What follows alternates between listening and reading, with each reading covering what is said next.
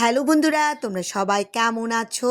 আজকে মিক্কি আর নাম্মাকে নিয়ে যাচ্ছি ভেটের কাছে, কারণ মিক্কির চোখ দিয়ে জল পড়ছে, একটা চোখ দিয়ে আরেকটা চোখ দিয়ে ভালো আছে, আর একটু ঠান্ডাও লেগেছে মনে হয়েছে।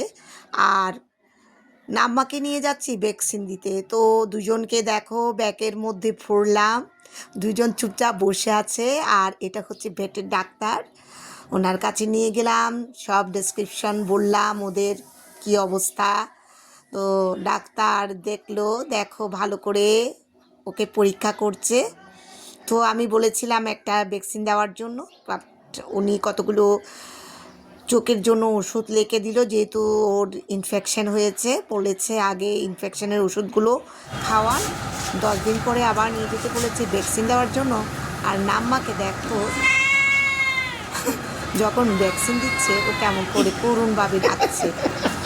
এরপর বাসায় নিয়ে আসলাম, দেখো মিক্কি শুয়ে আছে। ওকে যখন আমি ডাকলাম, বলে বিরক্ত করো না, আমি শুয়ে আছি। আর বিরক্ত করলাম না, ও ওর মতো শুয়ে আছে। তারপর নাম্মাকে দেখলাম, নাম্মাও দেখি ম্যাটের মধ্যে বসে আছে। আসলে বেচারার মনে হয় ব্যথা লাগছে, তাই সে ঘুমোচ্ছে না, এভাবে করুণভাবে শুয়ে আছে। আমার খারাপ লাগছে, কিন্তু কিছু করার নেই। আর এদের কি অবস্থা সেটা তোমাদের সাথে শেয়ার করলাম।